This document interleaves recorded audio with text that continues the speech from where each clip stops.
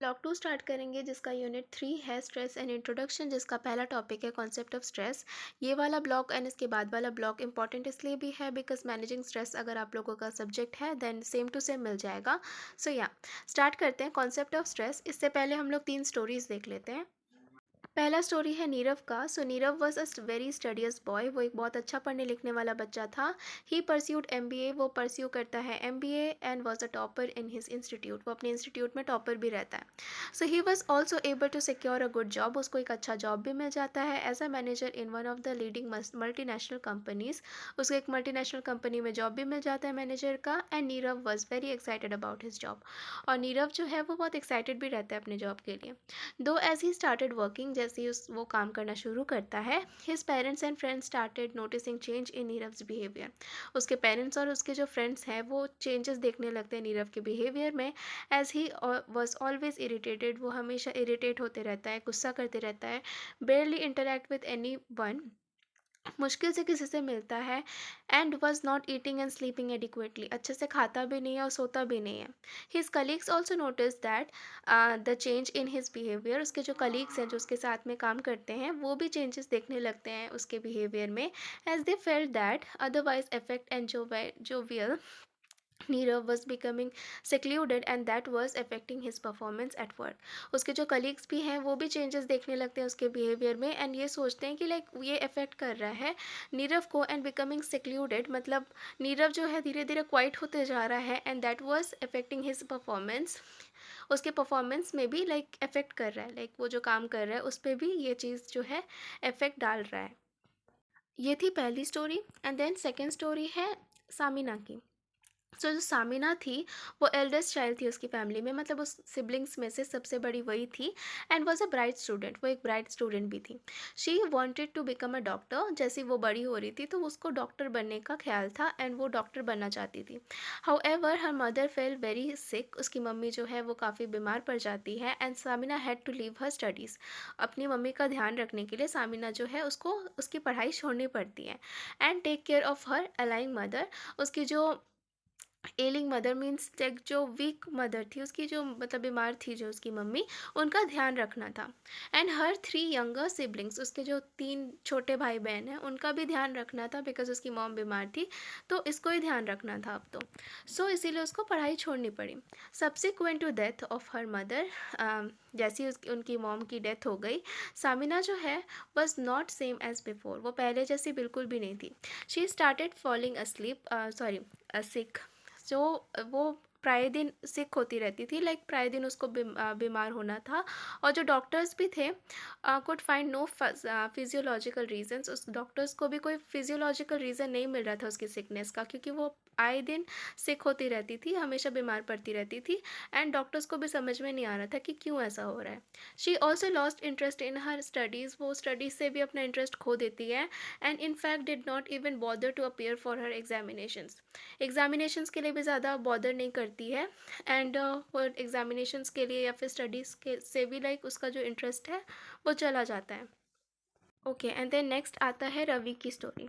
So Ravi was sure that he will be promoted. Like Ravi जो है वो एकदम श्योर होता है कि उसको इस बार प्रमोशन ज़रूर मिल जाएगा to senior manager's post. Senior manager का जो पोस्ट है वो उसको ज़रूर मिलेगा after this year's performance appraisal. इस साल के परफॉर्मेंस के बाद तो उसको प्रमोशन मिलना ही मिलना है। He had worked very hard. उसने बहुत मेहनत की थी and felt that he deserve the promotion. And उसको ऐसा भी लगता था कि वो प्रमोशन डिज़र्व करता है। However as the news with regard to promotion, जैसे ही न्यूज़ आता है प्रमोशन से regarding and his department as was announced, उसके डिपार्टमेंट का जो न्यूज़ है लाइक प्रमोशन से रिलेटेड, वो जब अनाउंस होता है, he was shock to see that he was not promoted. वो बहुत शॉक हो जाता है कि उसको प्रमोशन नहीं मिला है। And Ravi felt very frustrated. उस टाइम पे रवि को बहुत फ्रस्ट्रेशन होती है, बहुत फ्रस्ट्रेटेड वो फील करता है। आफ्टर दैट न्यूज़, जैसे वो न्यूज़ को देखता है, as he felt that his work and sincerity, जो उसका काम है, जो उसकी सिंसियरिटी है, वो अप्रिशिएट नहीं की गई है बाय उसके सुपीरियर्स। लाइक उसके सुपीरियर ने अप्रिशिएट नहीं किया है उसके काम को। And he lost interest in his job. वो जो इंटरेस्ट के साथ काम कर रहा था वो उससे पूरा जॉब जॉब में जो भी इंटरेस्ट डाल रहा था वो उससे उसका मन भर चुका था। अब वो उतने इंटरेस्ट इंटरेस्ट से काम नहीं कर रहा था and his productivity started declining. Obviously वो अच्छे से काम नहीं कर रहा है तो उसकी प्रोडक्टिविटी भी धीरे धीरे कम होती जाती। सो जो फ्रस्ट्रेशन है वो एक्सपीरियंस्ड बाय हिम, लाइक जो भी वो फ्रस्ट्रेशन एक्सपीरियंस कर रहा था, also affected his family relationship. उसकी जो फैमिली रिलेशनशिप है उस पर भी इफेक्ट डाल रहा था and he started having fights with his suppose. वो अपने स्पोज से लड़ता रहता था। स्पोज का मतलब लाइफ पार्टनर, अपनी वाइफ से वो लड़ता रहता था because of frustration and this led to further frustration. और इसकी वजह से उसको आगे और भी ज़्यादा फ्रस्ट्रेशन होने लगती थी एंड वो गुस्सा भी करता रहता था और Ravi ended up having a psychological breakdown. Last में उसको उसको फेस करना पड़ता है साइकोलॉजिकल ब्रेकडाउन भी। सो हमने 3 स्टोरीज देख ली। अब है concept of stress. After reading the above examples, ऊपर के जितने भी एग्जाम्पल्स है जब आपने देखा, you may have developed some idea about what is stress. आप लोग को एक आइडिया हो गया होगा कि स्ट्रेस क्या होता है। In the present section of this unit, इस सेक्शन में, इस यूनिट के इस सेक्शन में, we will discuss about the concept and nature. हम कॉन्सेप्ट और नेचर देखेंगे स्ट्रेस का, so as to develop a better understanding about this term, ताकि हम लोगों को ज़्यादा अच्छे से समझ में आए इस टर्म के बारे में, स्ट्रेस के बारे में। So, the term stress has been derived from Stringer। जो स्ट्रेस वर्ड है वो डिराइव किया गया है स्ट्रिंगर वर्ड से, जो कि लैटिन वर्ड है जिसका मतलब होता है to draw tight. It has today become a very commonly use term. अभी ये काफ़ी ज़्यादा कॉमनली यूज़ होता है ये जो टर्म है stress, in every contest, whether school, कहीं पे भी, लाइक ये चीज़ काफ़ी कॉमन है कि लाइक कहीं पे भी हो सकता है, स्कूल में, वर्क प्लेस में, डे टू डे लाइफ में एंड सो ऑन। हर जगह स्ट्रेस वर्ड हम लोग सुनने को मिलता ही है और हर जगह होता भी है। We often come across people, हम बहुत बार लोगों से भी मिलते हैं जो कहते हैं कि हम स्ट्रेस्ड हैं या स्ट्रेस को फेस कर रहे हैं, एक्सपीरियंस कर रहे हैं स्ट्रेस हमारी लाइफ्स में। And we are self experience stress often, हम खुद भी स्ट्रेस को लाइक एक्सपीरियंस करते हैं हमारी लाइफ में। The origins of stress can mainly be trace to physical sciences. ठीक है, इसका जो ओरिजिन है स्ट्रेस का वो ट्रेस किया जा सकता है फिजिकल साइंसेस से। So during the 17th century के टाइम पे it was exceedingly used to denote affiliations and hardship experienced by individuals and okay। 17th century में इट वॉज एक्सीडिंगली, मतलब एक्सीडिंगली ओके, बहुत ज़्यादा यूज़ किया जाता था, like use to denote affiliations, means like जो क्लोज रिलेशनशिप है और जो हार्डशिप है जो भी एक्सपीरियंस किया जाता था इंडिविजुअल के द्वारा उस चीज़ को। And during the 18th century में it came to be describe mainly in terms of pressure. 18th century में इस चीज़ को जो है डिस्क्राइब किया जाने लगा प्रेशर के नाम से, या फिर लाइक स्ट्रेन का मतलब होता है लाइक वरी के नाम से, या फिर फोर्स, ऐसा टाइप का। सो जो इनिशियल कंसेप्चुअलाइजेशन है स्ट्रेस का, वो मेनली फोकस किया गया on stress as an external stimulus की तरह। ठीक है, दो later it came to be described as a response of an individual to certain disturbances. बाद में लाइक ये चीज़ को डिस्क्राइब किया जाने लगा एक रिस्पॉन्स की तरह, एक इंडिविजुअल का रिस्पॉन्स किसी भी डिस्टर्बेंस की वजह से। ठीक है, सो जो स्टडी है कैरिड आउट बाय कैनॉन ने जो स्टडी की है can be mention in this contest, इस कॉन्टेस्ट पे मेंशन किया है, where he mainly studied the fight and fight reactions. वो मेनली स्टडी करते हैं जो भी फाइट है या फिर यहाँ पे फाइट होगा, फाइट रिएक्शंस के इस चीज़ को स्टडी करते हैं। तो उनका जो फोकस है स्टडी का कैनन के द्वारा was on the effect that stress has on animals as well as humans. Like जो भी इफेक्ट है स्ट्रेस का जो भी पड़ रहा है एनिमल्स पे और ह्यूमंस पे भी। ठीक है, सो कैनन ऑल्सो ऑब्जर्व, कैनन ये भी ऑब्जर्व करता है कि जो फिजियोलॉजिकल चेंजेस आ रहे हैं in the participants of study, जो भी उसके पार्टिसिपेंट्स हैं जो भी वो स्टडी कर रहा था उस पर जो भी फिजियोलॉजिकल चेंजेस आ रही हैं, एंड ही अट्रीब्यूटेड दिस चेंजेस, और वो अट्रीब्यूट करते हैं मतलब कारण बताते हैं जो भी ये चेंजेस हो रही है उसकी, as displayed by individuals to stress. ठीक है, इस चीज़ को डिस्प्ले किया गया है, मतलब डिस्प्ले करता है जो भी इंडिविजुअल्स हैं जिसको भी स्ट्रेस है। ठीक है, तो इसका जो कारण बताते हैं लाइक जो भी चेंजेस आ रहे हैं उसका। यहाँ पे हेंसेल ने डिस्क्राइब किया है स्ट्रेस को एज अ रिस्पॉन्स, एक रिस्पॉन्स की तरह जो भी बॉडी का है, to certain demand that is made on it, कोई भी डिमांड जो उस पर किया गया है। And he further stated that, वो आगे बताते हैं कि ये जो रिस्पॉन्स है was not non specific demand है, ठीक है, सॉरी रिस्पॉन्स है। सो बम एट एल एट, आई डोंट नो इसको कैसे प्रोनाउंस करते हैं, बट हैव डिफाइंड स्ट्रेस, इन्होंने स्ट्रेस को डिफाइन किया एज एक प्रोसेस इन विच जो एनवायरमेंटल इवेंट्स है या फिर जो फोर्सेस है कॉल्ड स्ट्रेसर के बारे में हम आगे अच्छे से पढ़ेंगे, threatens and organisms experience and wellbeing. So उन्होंने ऐसा बताया कि जो स्ट्रेस है वो एक प्रोसेस है इन विच जो एनवायरमेंटल इवेंट्स है या फिर फोर्सेस हैं जिसको हम लोग स्ट्रेसर के नाम से जानते हैं। स्ट्रेसर और अच्छे से जानेंगे, मतलब किसी भी चीज़ की वजह से अगर स्ट्रेस हो तो उस चीज़ को हम लोग स्ट्रेसर कहते हैं, जो भी थ्रेटन करता है ऑर्गेनिज्म के एक्सपीरियंस को और वेलबीइंग को, ये बताते हैं। वो डिफाइन किया है स्ट्रेस को ऐसे। एस्केफर जो है उन्होंने डिफाइन किया है स्ट्रेस को as arousal of mind and body का arousal in response to demands made on them, कोई भी डिमांड किया गया हो, मतलब डिमांड किया गया हो ऑन देम मतलब माइंड एंड बॉडी, उसका जो रिस्पॉन्स होता है ना उसको बताया गया है। बोथ द अबव डेफिनेशन, जो ऊपर के दोनों डेफिनेशंस हैं वो फोकस करते हैं डिमांड पे एंड एन इंडिविजुअल्स रिस्पॉन्स, ठीक है, जो भी डिमांड किया गया है और उस इंडिविजुअल का जो रिस्पॉन्स है डिमांड पे उस पे है। So thus the onus here is on the response of the individual, जो ओन्स है जो भार है वो किस पे डाल रहा है, उस इंडिविजुअल के रिस्पॉन्स पे। दो द फर्स्ट डेफिनेशन, जबकि जो फर्स्ट डेफिनेशन है वो फोकस करता है सिर्फ बॉडी पे।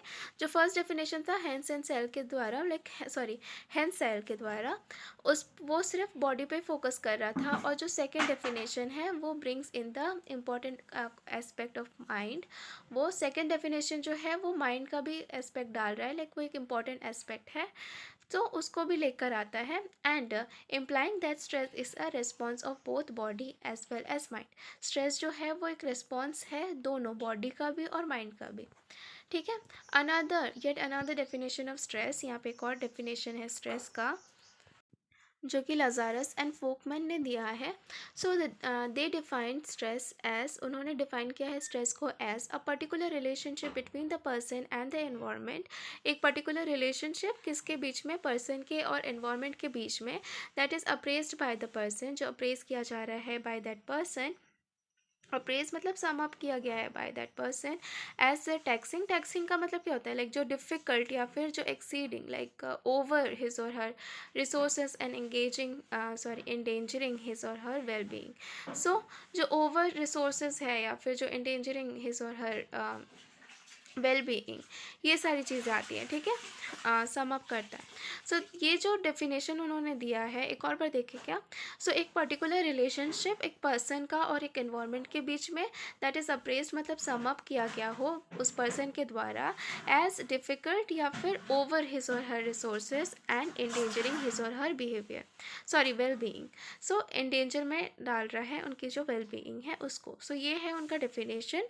सो दिस डेफिनेशन एम्फेसिस, ये जो डेफिनेशन है वो एम्फेसिस करता है कि जो रिलेशनशिप है एक पर्सन का और एक एनवायरनमेंट के बीच का जो रिलेशनशिप है, सो दो here the stress is presented in a negative light, हो सकता है कि यहाँ पे जो स्ट्रेस है उसको नेगेटिव लाइट में प्रेजेंट कर रहे हो या शो कर रहे हो, but stress is not always negative, stress हमेशा नेगेटिव नहीं होता है and may have its own advantages, stress का भी एक अपना एडवांटेजेस हो सकता है। सो लजारस एंड फोकमैन जो है वो आगे एक ट्रांजैक्शनल मॉडल लाते हैं ऑफ स्ट्रेस एंड कोपिंग का मतलब होता है कि डील करना स्ट्रेस से, तो उसका एक मॉडल लेके आते हैं स्ट्रेस का और coping that focuses on how an event is interpreted, मतलब किस तरीके से एक इवेंट जो है वो इंटरप्रेट होता है और appraised by an individual, appraise किया जाता है एक इंडिविजुअल के द्वारा, which in turn will determine the stress, जो कि आगे चल के डिटरमाइन करेगा स्ट्रेस जो भी एक्सपीरियंस किया गया है इंडिविजुअल के द्वारा उसको। सो दिस मॉडल हाईलाइट्स अब जो है ये जो मॉडल है वो हाईलाइट करता है स्ट्रेस को और कोपिंग को, मतलब डील करना with stress as being inter related process. ठीक है, जैसे कि स्ट्रेस और कोप करना मतलब डील करना स्ट्रेस के साथ, ये दोनों जो है वो इंटर रिलेटेड प्रोसेस है। इस चीज़ को ये मॉडल हाईलाइट करता है कि लाइक ये दोनों जो है मतलब स्ट्रेस और कोपिंग विद स्ट्रेस ये दोनों इंटर रिलेटेड है।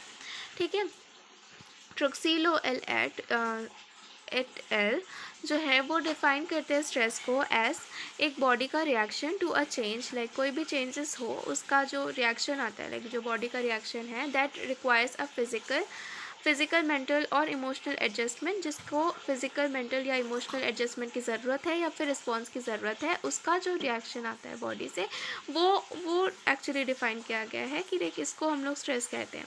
So this definition has further elaborated, like ये जो डेफिनेशन है वो आगे इलेबोरेट किया गया है, the response as response as being physical mental और इमोशनल इन नेचर। ठीक है, रिस्पॉन्स एज बीइंग फिजिकल हो या मेंटल हो या इमोशनल हो इन नेचर।